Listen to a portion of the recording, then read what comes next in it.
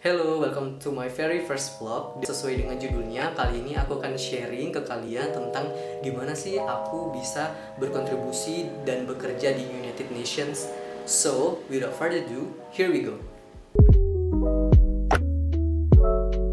Tapi sebelumnya aku mau kenalan dulu nih. Namaku Priyo Anggara dan saat ini aku bekerja di United Nations sebagai National Consultant. Aku berdomisili di Jambi karena masih masa pandemi, jadi aku kerjanya work from home. Latar belakangku, aku adalah lulusan dari jurusan Ilmu Hubungan Internasional Universitas Pembangunan Nasional Veteran Yogyakarta.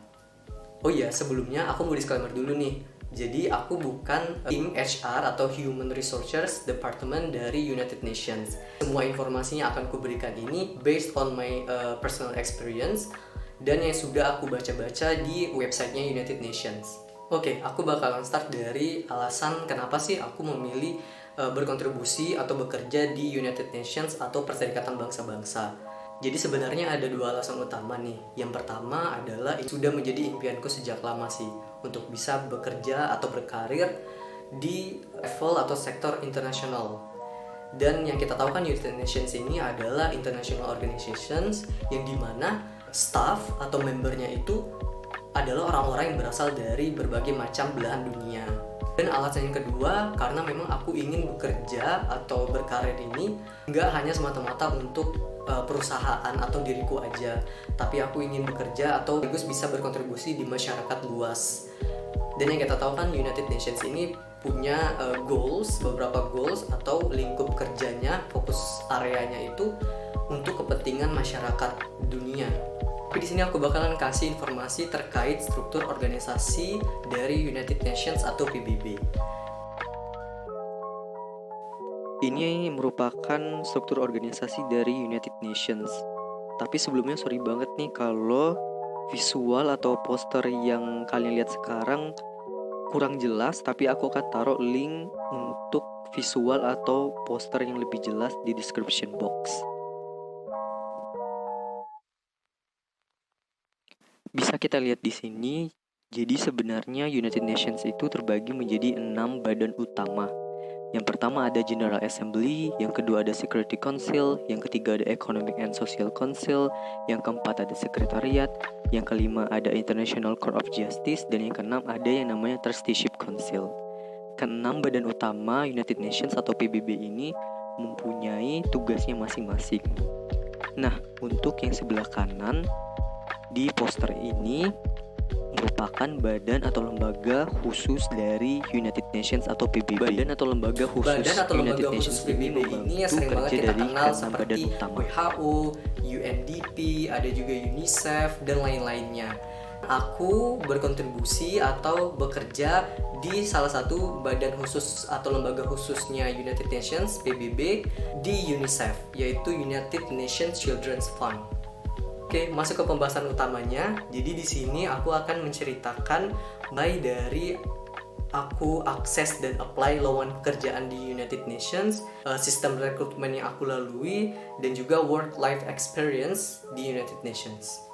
Mulai dari tahun 2019, setelah aku lulus, aku mulai apply pekerjaan website official United Nations ataupun website badan khusus atau lembaga khusus dari United Nations sendiri. Seperti UNICEF, UNDP, WHO, itu aku coba apply juga ke sana. Lalu kenapa sih aku harus mengakses atau melamar pekerjaan di masing-masing websitenya satu persatu?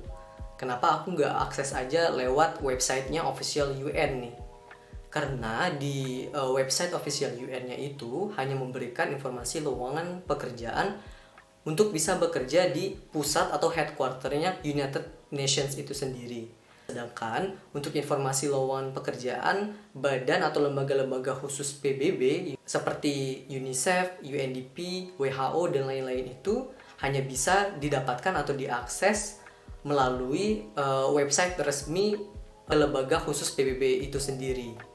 Lalu website official UN ataupun website dari lembaga-lembaga khusus PBB, di sana kalian bisa dapetin informasi lowongan pekerjaan yang banyak banget. Di sana sudah ada keterangan duty stationsnya atau lokasi kerjanya di mana, lalu status kontraknya apa, tips dan saranku untuk akses dan apply pekerjaan di United Nations adalah yang pertama, kalian harus rajin-rajin untuk buka website official UN-nya dan juga website lembaga-lembaga khusus PBB-nya. Yang kedua adalah pastikan informasi lowongan pekerjaan atau posisi yang ingin kalian apply itu sesuai dengan kriteria yang dibutuhkan. Aku saranin sih kalian juga harus perhatikan duty stationsnya di mana, lalu juga apakah posisi tersebut sesuai dengan background dan experience kalian. Yang paling penting sih yang harus kalian perhatikan adalah status kontraknya sih, atau status kerjanya. Aku bisa kasih contoh status kontraknya itu ada yang voluntary basis, lalu ada juga yang national consultant, dan ada beberapa lagi yang lain. Tapi di sini aku nggak bakal jelasin secara detail karena cukup banyak, mungkin next video ya.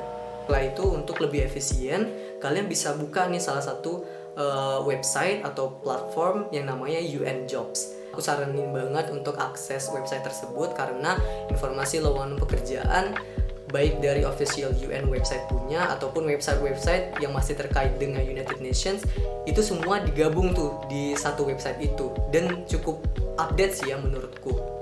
UN Jobs juga memberikan informasi lowongan pekerjaan dari organisasi internasional lain ataupun NGOs. Jadi buat kalian yang tertarik untuk kerja di organisasi internasional ataupun NGO, boleh banget untuk cek website UN Jobs tersebut. Sekarang aku bakalan cerita mengenai proses rekrutmen yang aku lalui di United Nations. Setelah aku apply banyak dan nunggunya cukup lama sih, akhirnya aku dapat email nih, email undangan dari UNICEF Indonesia. Saat itu posisinya sebagai communications officer yang statusnya adalah voluntary atau relawan. Masuk ke tahap seleksinya, tapi sayang banget di posisi tersebut aku belum lolos ke tahap selanjutnya, aka belum keterima guys. Jadi aku tetap aktif apply pekerjaan di United Nations. Sampai akhirnya, thanks God, di akhir tahun 2020 aku dapat lagi nih email undangan interview dari UNICEF Indonesia lagi, dengan posisi yang berbeda sih, sebagai National Consultant untuk Youth Network Engagement.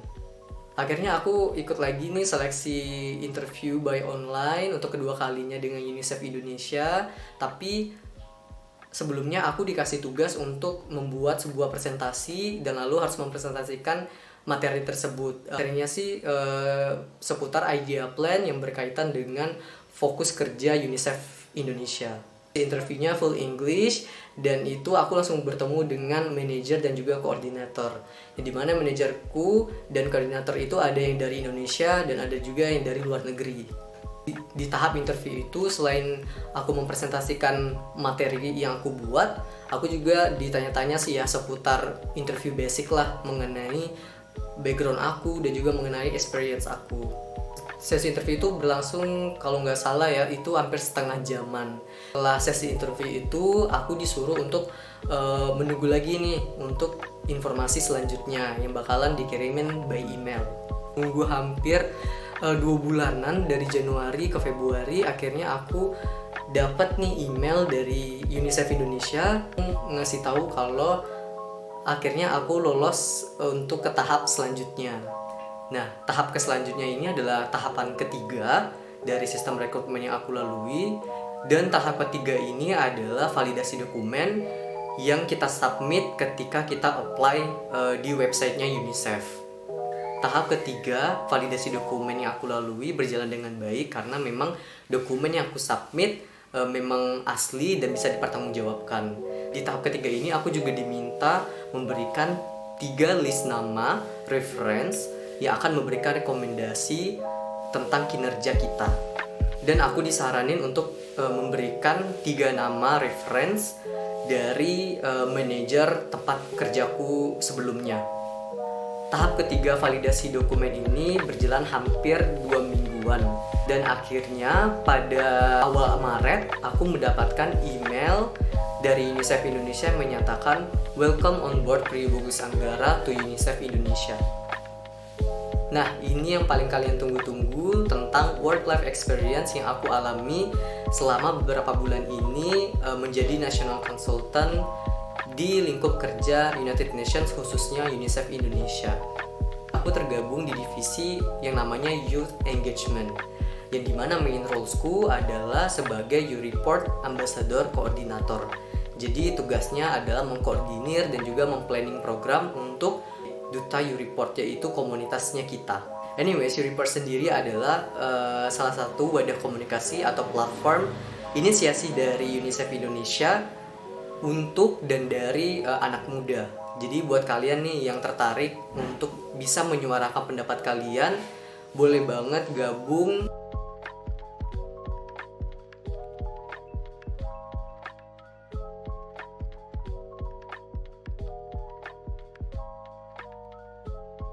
Aku sudah sharing cukup banyak nih ke kalian terkait gimana sih caranya aku mendapatkan pekerjaan atau bisa berkontribusi di United Nations, spesialnya di UNICEF Indonesia.